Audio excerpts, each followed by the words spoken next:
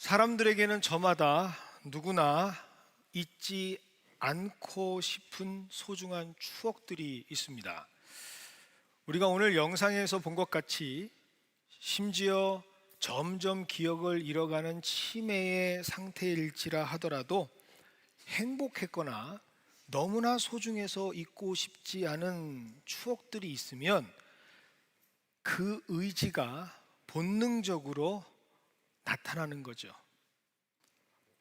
마치 오늘 영상에서 소중한 딸에게 함께했던 추억을 잊지 않기 위해서 딸이 제일 좋아하는 참외를 계속해서 구입하는 것처럼 집에 가는 길은 잊어버려도 그것만큼은 잊지 않기 위해서 우리가 계속해서 어떠한 패턴으로, 행동으로 그 기억을 붙잡으려고 하는 모습이 우리에게는 있습니다.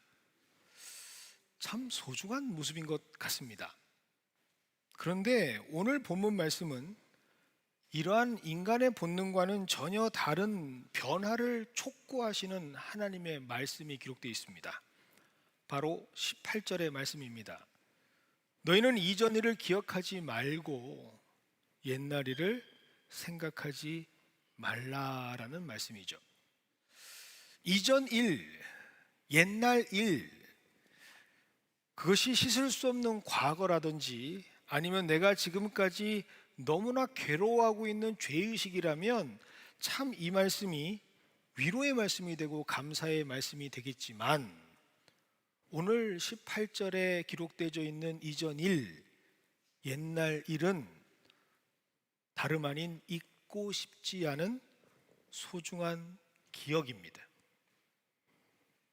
오늘 본문 말씀 18절 앞절에 기록되어 있는 16절과 17절은 이렇게 기록하고 있습니다.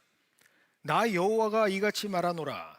바다 가운데의 길을 큰 물 가운데에 지름길을 내고 병거와 말과 군대의 용사를 이끌어내어 그들이 일시에 엎드려져 일어나지 못하고 소멸하기를 꺼져가는 등불 같게 하였느니라. 무슨 내용인가요? 바로 홍해의 기적을 말하고 있습니다. 18절에서 말씀하신 이전 일, 옛날 일은 다름 아닌 하나님께서 행하신 홍해의 기적입니다.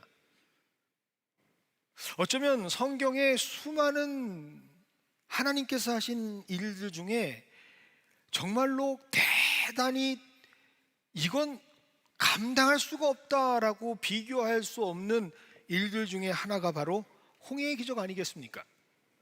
그런데 이런 말씀을 생각하지 마라, 기억하지 마라 라고 말씀하십니다. 좀 당혹스럽지 않으세요?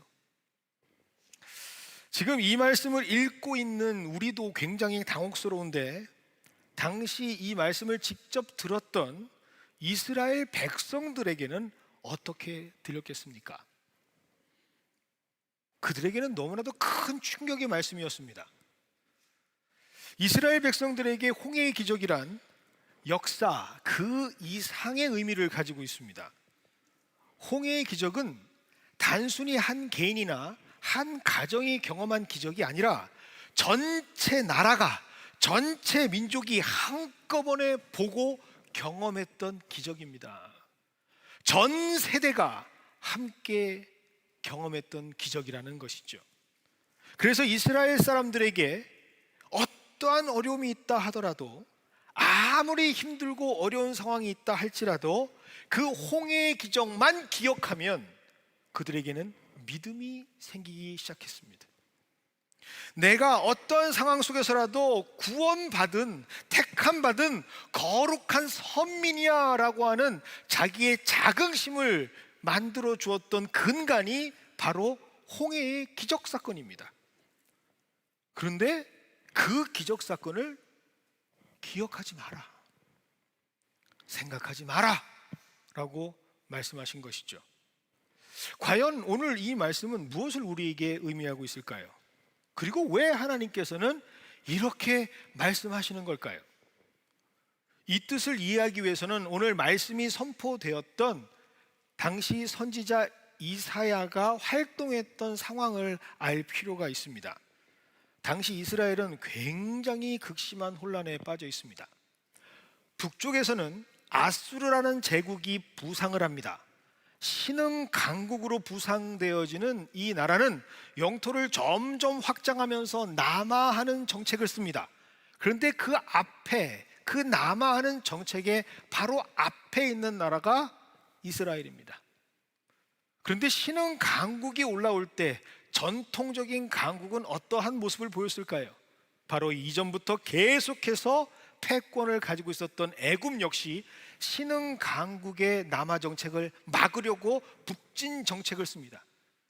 그러면 남하하는 아수르와 북진하는 애굽 사이에 누가 끼었겠어요? 이스라엘이 지금 고초를 당하고 있습니다. 외교적으로 큰 위기에 빠졌고 내부적으로도 곤란한 정치 상황이 계속해서 반복이 되고 있습니다. 마치 외국 열강에 모든 나라가 찢겨나가던 대한제국의 마지막 모습과 비슷한 상황입니다. 이때 이스라엘 사람들은 영적인 우울증에 빠집니다. 야, 우리가 어쩌다가 이렇게 됐지? 아니, 우리가 도대체 뭘 잘못했기에 이런 상황이 됐지?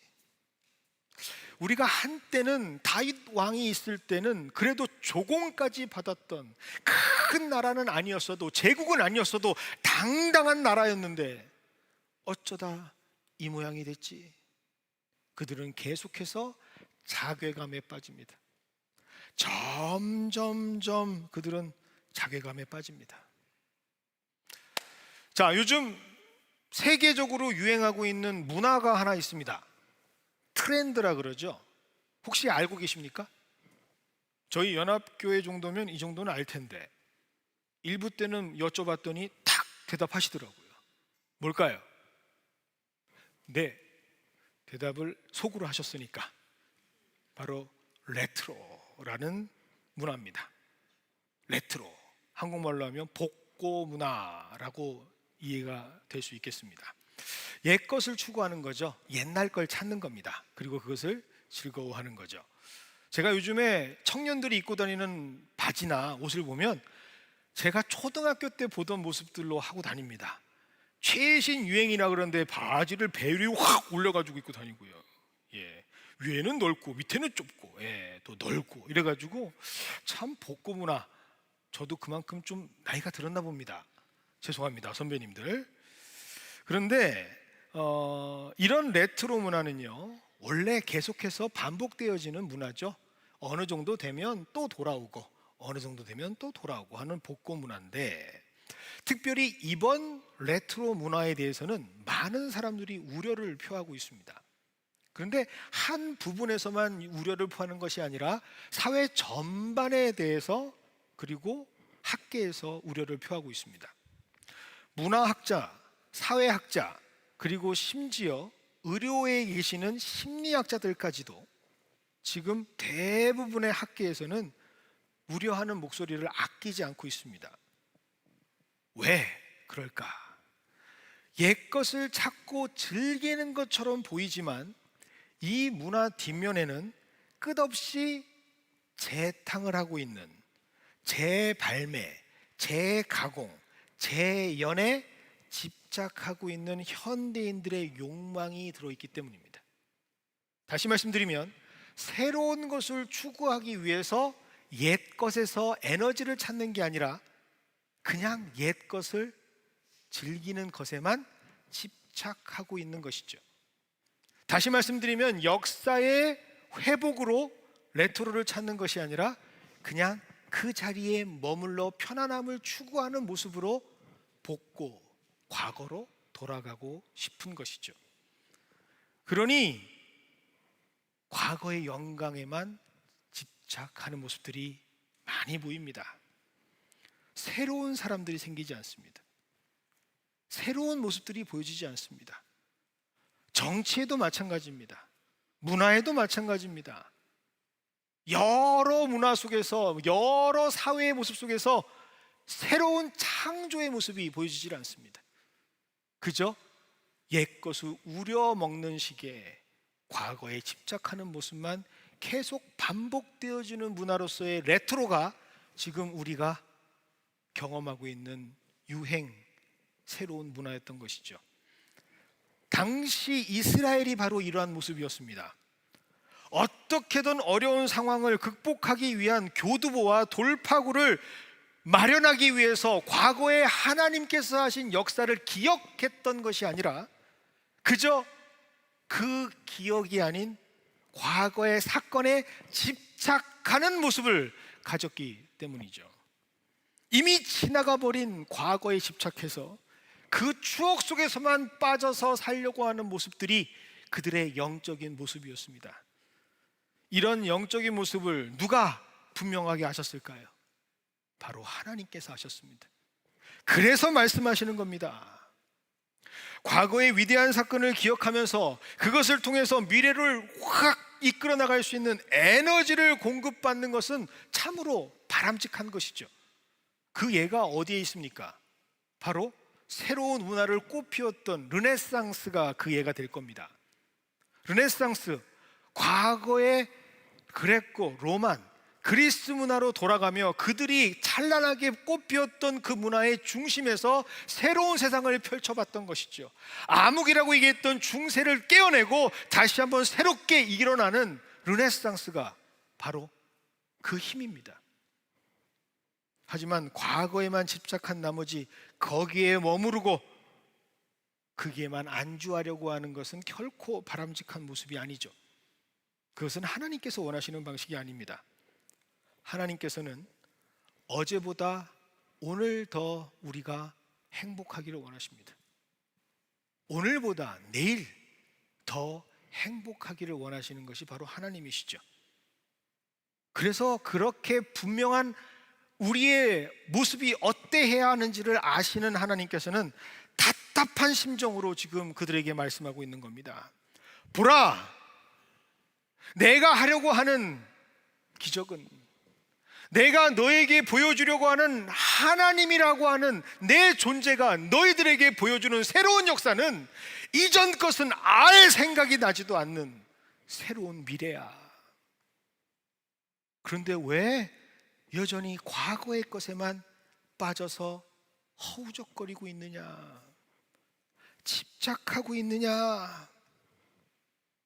하나님께서는 안타까운 심정으로 지금 이스라엘을 향해서 말씀하고 계시는 것이죠. 여러분, 아무리 좋았더라도 과거는 과거일 뿐입니다. 벌써 한국 교회가 100년을 넘어서 역사가 200년으로 지금 나가고 있습니다. 특별히 한국 개신교회 역사가 그렇습니다. 그런데 흥미로운 사실은 이 위대한 하나님의 역사 가운데 다른 역사로 살아가는 교회들이 생겼다라는 것이죠. 분명히 하나님의 쓰임은 받았는데 그 기록만 남아있는 교회들이 있습니다. 우리 교회는 100년 된 교회야. 여기저기서 생겨나고 있습니다. 그런데 100년만 되었지 전혀 새로운 역사를 쓰지 못하는 교회들이 많아지고 있습니다. 그런데 어느 교회는 그 역사와 전통들을 초석을 삼아서 오히려 새로운 역사로 비상해가는 교회들이 있습니다. 여전히 하나님께서 아주 활동적으로 액티브하게 역사하시는 그 하나님의 일들을 써내려가고 있는 교회들이 있다라는 사실이죠. 그래서 역사가들이 연구를 합니다. 무엇이 이 차이를 만드는가? 이 차이를 만드는 원인이 무엇일까? 그런데 그들이 보고한 레포트에 보니 이렇게 기록되어 있습니다. 과거의 집착과 과거의 기억의 차이다. 과거에 쓰임받았다라고 하는 교회들이 가지고 있는 고질적인 병폐의 모습이 있는데 그것이 바로 오늘 이스라엘과 같은 모습이죠. 어떤 목사님이 있었을 때 참 좋았어. 그때가 우리 교회의 전성기였지. 우리 아버지가 있을 때, 우리 아버지께서, 우리 어머니께서 신앙생활 하실 때 우리 교회는 그렇지 않았어. 그런데 그렇게 말하는 사람들의 삶은 조금 아쉽습니다. 이것은 마치 사랑하는 사람이 가장 먼저 시작한 그날 결혼식을 두 사람의 사랑에 가장 좋았던 것으로 기억하는 것과 같은 이치 아니겠습니까? 우리 부부들이 많이 계신데 옆으로 좀 보시면서 한번 고백을 해봤으면 좋겠습니다. 언제가 제일 좋았어요? 언제가 제일 좋아요? 오늘이 제일 좋죠. 아닌가요? 저는 자신 있게 오늘이 제일 좋다고 말할 수 있습니다. 아멘. 예, 감사합니다. 그런데 서로 눈을 쳐다보며 신혼 때는 좋았지, 내지는 그때는 좋았어 라고 하면 참 서글픈 거 아닙니까? 계속해서 살아가야 하는데 그 살아가야 할 날들이 그때보다 좋은 적이 없을 텐데 이제는. 그러면 사랑하는 사람과 살아가는 매일매일은 어떤 날로 감당하시려고 하십니까? 사실 하나님의 역사는 살아있는 유기체와 같습니다. 만약 과거의 것만 추구하고 있다면 그것은 죽은 상태라고 말하는 것이죠. 아니, 이미 죽어버린 역사입니다. 사실 영적으로 깨어있는 분들은 아실 겁니다.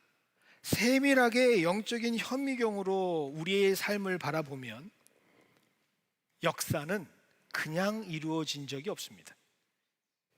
분명히 하나님께서 주신 사건이 있었고 그 사건을 받아들이면서 뭔가를 기쁨으로, 헌신으로, 혁신으로, 희생으로 즐겁게 감당하면서 하나님께서 허락하시는 일들을 계속해서 경험했던 사람들의 기록이 바로 하나님의 역사입니다.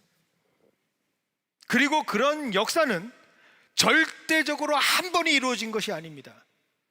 그 역사가 이루어지도록 계속해서 반복되어지고 진행되어지는 과정을 통해서, 노력을 통해서 그러한 것들이 축적되어 쌓여서 역사가 된 거죠.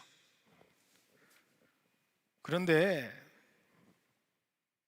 그것은 알지 못하고 계속 그 사건만 붙잡고 있는 사람들이 안타깝게도 있다라는 사실이죠. 진정으로 하나님께서 바라시는 것은 그 역사가 그때의 역사가 아니라 지금 살아 숨쉬고 있는, 우리가 들숨과 날숨을 공유하고 있는 이 자리, 바로 이곳, 바로 내 삶, 바로 우리의 인생, 바로 우리의 교회에서 이루어지기를 원하고 계시다라고 하는 사실입니다. 하나님은 과거에도 있으셨죠.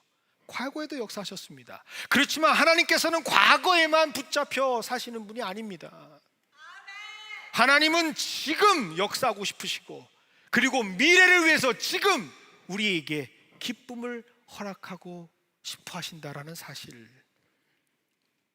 살아 숨쉰다라고 하는 자, 생명이 있다라고 하는 자들에게 하나님께서는 역사해 주시는 것이죠. 여러분, 신대륙을 발견한 콜럼버스와 그의 선원들을 보면 육지로부터 300마일 이상 항해한 사람이 한 명도 없었다라는 사실을 발견하게 됩니다. 경험이 역사를 만들지 않습니다. 어느 정도 일정 부분에서 추진력은 될 수 있으나 오히려 경험이, 아니 집착이, 아니 내가 생각하는 그것이, 이 방법이 어쩌면 하나님의 역사를 발목 잡고 있을 수 있습니다. 새로운 역사는 미래를 향한 소망과 확신이 있는 사람들을 통해서 누가? 하나님께서 만들어 가시는 것이죠. 너무 좋았어, 또는 너무 힘들었어, 어떤 식으로 말해도 과거는 그냥 과거일 뿐입니다. 어떤 사람은 과거의 상처 때문에 폐쇄적이고 비관적으로 살아가서 앞을 향해 나아가지 못하는 사람들이 있습니다. 또 어떤 사람들은 과거에 너무 잘 나갔던 기억 때문에 자만심이 가득하다 보니 실수하면서 새로운 미래를 꿈꾸지 못하는 사람들도 있습니다. 둘 다 바람직하지 못한 모습이죠. 그렇다면 우리는 어떤 영적인 모습으로 하나님께서 행하실 새 일을 맞이해야 하는 걸까요? 19절의 말씀입니다. 보라, 내가 새 일을 행하리니. 보라, 내가 새 일을 행하리니. 반드시 내가 광야에 길을 내고 사망에 강을 내는 것을 뭐라고요? 보라! 하나님께서는 말씀하십니다. 18절까지는 하지 마라 라고 말씀하셨다면 19절부터는 하라 라고 말씀하시는 것이죠. 무엇을 하라고요? 하나님께서 행하실 새로운 역사를 보라, 바라보라, 소망하라 라는 말씀입니다. 첫째, 하나님께서는 무슨 일을 행한다고 말씀하십니까? 광야에서 길을 만든다라고 말씀하십니다. 원래 광야에는 길이 없습니다. 그래서 광야죠. 그래서 광야에 갇히게 되면 죽습니다. 길이 없으니까요. 그래서 많은 사람들은 광야가 있으면 광야를 피해가죠. 돌아가죠. 혹시라도 광야를 정말 어쩔 수 없이 질러가야 한다면 꼭 가져가야 될 것이 있습니다. 당시 많은 사람들은 무엇을 가져갔을까요? 비둘기를 가져갔습니다. 그래서 봄에 품에 안고 있다가 비둘기를 확 날리면 비둘기가 귀소 본능이 있어서 왔던 곳으로 촉촉촉촉촉 돌아갑니다. 그래서 그걸 보고 저 방향이 내가 왔던 방향이구나 하고 돌아갈 수 있는 것이죠. 그러면 오늘 광야에서 길을 낸다라는 뜻은 무슨 뜻일까? 그것은 바로 전혀 보이지 않는 삶의 방향성에서 누가? 하나님께서 길을 만들어 주시겠다라고 하는 말씀입니다. 어찌할 바를 몰라 앞이 캄캄한 상황 속에서 길을 만드시는 하나님, 그 사건을 보여주시겠다라고 말씀하신 것이죠. 여러분, 출애굽기에서 앞이 막히고 뒤가 막히고 아무것도 볼 수 없을 때 한 사람이 있었습니다. 누구였을까요? 바로 하나님의 사람 모세였습니다. 그 모세가 하나님을 보고 말했을 때 앞에 놓였던 장벽이 갈라지면서 그것이 바로 길이 됐다라는 사실을 꼭 기억하시는 우리 모두가 되기를 원합니다. 그래서 오늘 말씀은 우리에게 주시는 말씀, 내가 길을 만들겠다라고 하시는 말씀이죠. 그렇다면 하나님께서 이러한 길을 만드실 때 새 일을 봐야 하지 않겠습니까? 그 새 일을 볼 수 있는 무기가 있다면 그것이 뭘까요? 바로 믿음입니다. 지난 금요일부터 토요일까지 저희 장로님들을 모시고 함께 당회 수련회를 다녀왔습니다. 잘 다녀왔습니다. 기도해 주셔서 감사합니다. 그런데 오고 가는 길을 제가 나름 베스트 드라이버로 운전을 했습니다. 갈 때도 쫙, 올 때도 쫙 제가 잘 했어요. 그런데 오는 과정에 마지막에 이 버지니아에서 메릴랜드로 올라올 때 사고가 꽝꽝꽝 3개가 났다고 갑자기 연락이 탁 뜹니다. 어이구, 어떡하지? 지금까지 잘 했고 지금까지 마무리를 잘 해야 하는데 어이구, 이거 어떡하지? 라는 마음이 확 드는 겁니다.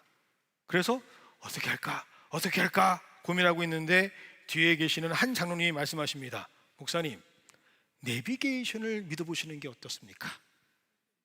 그래서 그 말씀을 들으니까 제 가슴에 믿음이 확 생기는 거예요. 그리고 그분이 책임지시겠지? 하는 마음도 들어요. 그래서 오케이, 그리고 내비게이션을 딱 틀고 운전을 하기 시작합니다. 한 번도 가보지 않은 길. 저 이사 온 지 얼마 안 됐습니다. 아직 1년도 안 돼서 이 동네도 모릅니다. 그런데 내비게이션이 가라는 대로 믿음으로 신뢰하며 따라가는데 그 길이 한 번도 가보지 않은 아름다운 길로 인도해 주더라고요. 너무 좋은 풍광이 있고 참 풍경이 있는 그런 길로 인도해 주더라고요. 여러분, 우리 인생길에 사고가 날 수 있습니다. 이리 돌아가라 저리 돌아가라 누가 말할 수 있습니다. 그런데 하나님의 말씀이라고 하는 내비게이션만 믿으시면 절대로 오작동이 없고 한 번도 한순간도 꺼지지 않는 그 내비게이션만 믿음으로 믿으시면 하나님께서 인도하시는 그곳에 우리는 도착할 수가 있습니다. 그것을 하나님께서 지금 말씀하고 계시는 것이죠. 그리고 그것을 믿음으로 의지하면서 바라보게 될 때 하나님께서는 보여주시겠다라고 하시는 말씀이 바로 오늘 19절에 기록되어 있는 사막의 강을 내어주시는 하나님이라는 말씀입니다. 여러분, 광야와 사막의 차이가 있다는 것을 아십니까?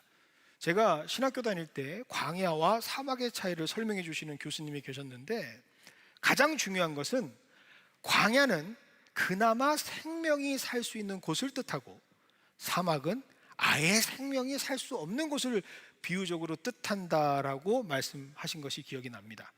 그래서 광야를 가면 많지는 않지만 띄엄띄엄 식물들이 있고요, 가시나무라든지 엉겅퀴라든지 볼 수가 있는데, 사막을 보면 나무가 없습니다. 생명이 없습니다. 자, 그렇다면 사막에서 강을 만든다라고 하시는 말씀은 어떤 말씀일까요? 그냥 주시는 말씀일까요? 이 말씀을 잘 기억하세요. 사막에 강이 생기면 그게 사막입니까? 아니요, 더 이상 사막이 아니죠. 하나님께서 말씀하시는 그 말씀의 진의가 여기에 있습니다. 사막에 강을 낸다라는 것은, 사막에 물을 낸다라고 하시는 말씀은 더 이상 사막이 아닌 곳으로 하나님께서 바꾸시겠다라고 하는 뜻입니다. 그 상황 자체를 완전히 다른 차원의 것으로 만드시겠다라고 하는 하나님의 의지가 기록된 것이죠. 이것을 경험하는 게 바로 신앙생활입니다. 하나님이 완전히 판을 바꾸시는 것을 경험하는 게 뭐라고요? 그게 바로 신앙생활이라는 거예요. 신앙생활하면서 단순하게 하나님 요것만 해결해 주시옵소서, 할렐루야, 하나님 요것만 해결되면 내가 다른 국면으로 들어갈 수 있을 것 같습니다, 그 정도 수준에서의 신앙생활을 하나님께서 원하시는 게 아니에요. 하나님은 판도를 바꾸시는 게 아니라 판 자체를 바꾸시는 게 하나님이신 사실을 다시 한번 깨닫는 우리 모두가 되기를 원합니다. 그래야 사막이 더 이상 사막이 아니라 생물들이 살아나고 생명들이 일어나고 하나님께서 만드시는 하나님의 나라가 될 수 있는 것이죠. 그렇다면 굉장히 중요한 사건이 우리에게 질문됩니다. 하나님께서는 왜 이러시는 걸까요? 여러분, 하나님께서는 왜 이런 말씀을 하신다라고 생각하십니까? 그것은 바로 우리가 하나님의 자녀이기 때문입니다. 다른 신들은 인간을 이용하려고 하죠. 자신의 목적을 위해서 인간을 아주 두렵게 만듭니다. 안 해? 그러면 이렇게 돼. 그러니 신에게 정성을 다해야 되죠. 옛날에 신을 섬기던 모습이 어떤 모습이었습니까?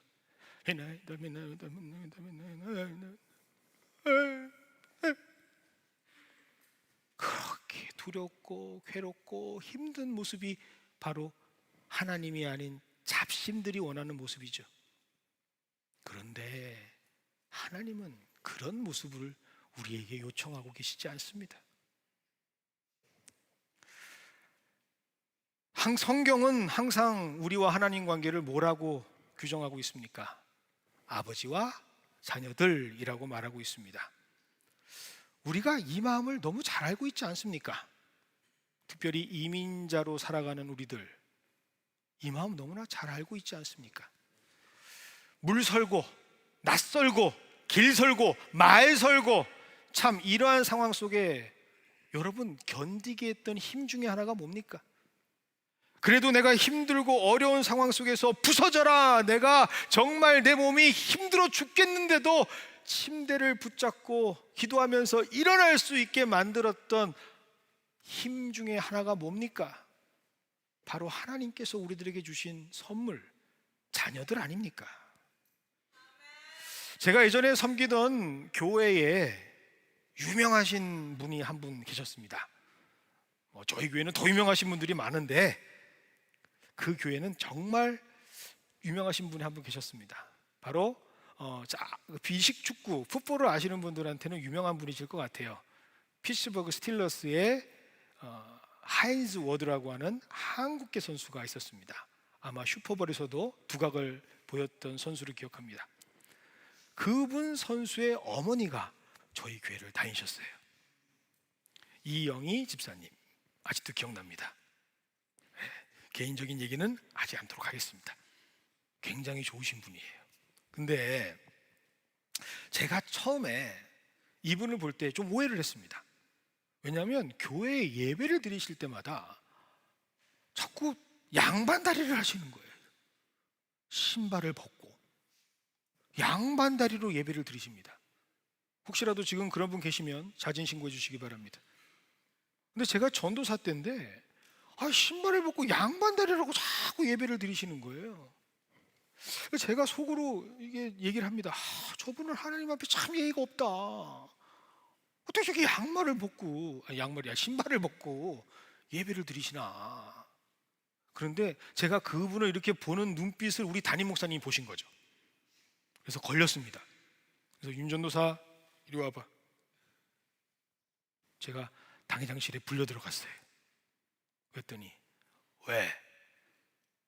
신발 벗고 예배 드리면 안 돼? 목사님이 그러시니까 제가 할 말이 없잖아요. 안 됩니다, 목사님! 어찌 감히? 어떻게 그렇게 말합니까? 가만히 고개만 숙이고 있었습니다. 그랬더니 담임 목사님 하시는 말씀이, 그 집사님, 이 사람아 쓰리잡이야. 새벽부터 일어나서 그 밤늦게까지 그로소리에서 일하시고 캐셔로 일하시고 청소까지 하시면서 그렇게 아들 키우는 거야. 운동하는 아들 뒷바라지 하려고 그렇게 열심으로 사는 사람이야. 밤이 돼서 예배를 오면 피가 밑으로 몰려서 신발이 안 들어가. 그래서 신발을 벗는 거야. 그래도 하나님께 매달려 기도하겠노라고 교회 왔는데 그런 눈으로 보면 어찌하나 이 사람아. 그 마음이 어디서 생겼을까요? 그렇게 자기는 뼈 빠지게 힘들면서도 그렇게 하나님께 매달릴 수 있는 자녀를 위한 마음은 과연 어디에서부터 시작됐을까요? 바로 그것이 하나님의 형상, 하나님의 DNA입니다.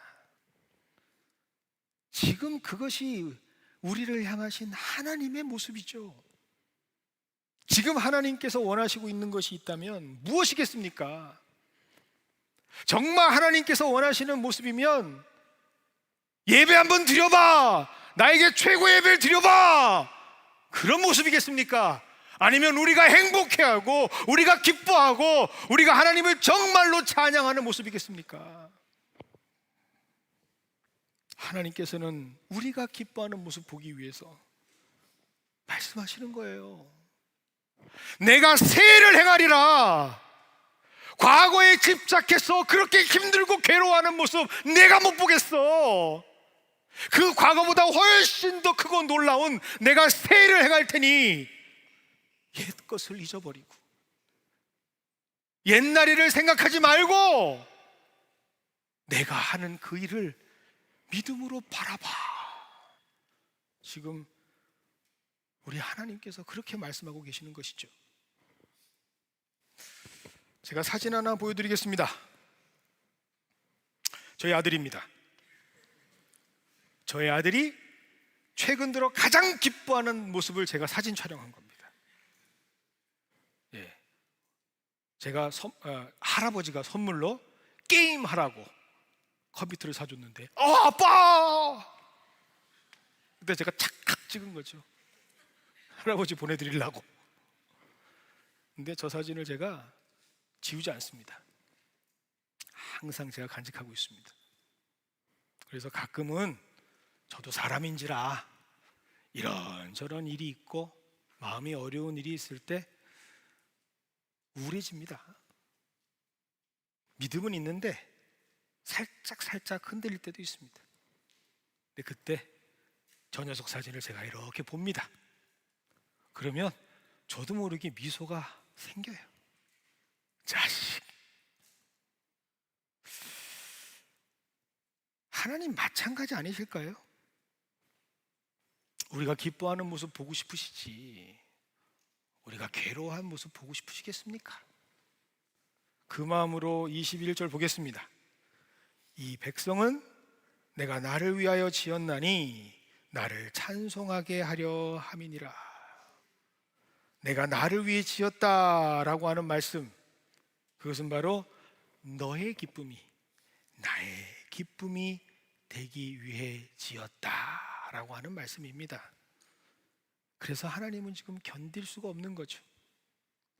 과거에 집착하면서 좌절하고 낭망하고 있는 이스라엘, 그저 아수르의 모습과 애굽의 모습에만 시선이 빼앗겨서 아파하고 있는 하나님을 보지 못하고 있는 이스라엘을 답답해 하시면서 말씀하고 계십니다. 그들이 축 처진 어깨를 더 이상 하나님께서는 보고 싶지 않으신 거죠. 그러니 뭐라고 말씀하십니까? 과거의 일을 집착하지 말자. 보라, 내가 새 일을 행하리라. 그리고 결국에는 궁극에는 너를 행복하게, 너를 기쁘게, 그 모든 상황을 다 경험하고 극복하고 정말 하나님 행복합니다, 기쁩니다, 하나님께 찬양 올리는 그 모습 보면서 더 기뻐하시고 싶은 우리 하나님의 모습을 발견하시는 저와 여러분이 되기를 원합니다. 새 일을 행하시는 하나님, 그 하나님이 여러분을 사랑하십니다. 그 새 일을 행하시는 하나님이 지금 오늘 우리에게 말씀하고 계십니다. 광야에 길을 내고 사막에 강이 흐르게 하실 하나님을 찬양하는 우리 모두가 되기를 주님의 이름으로 축원드립니다.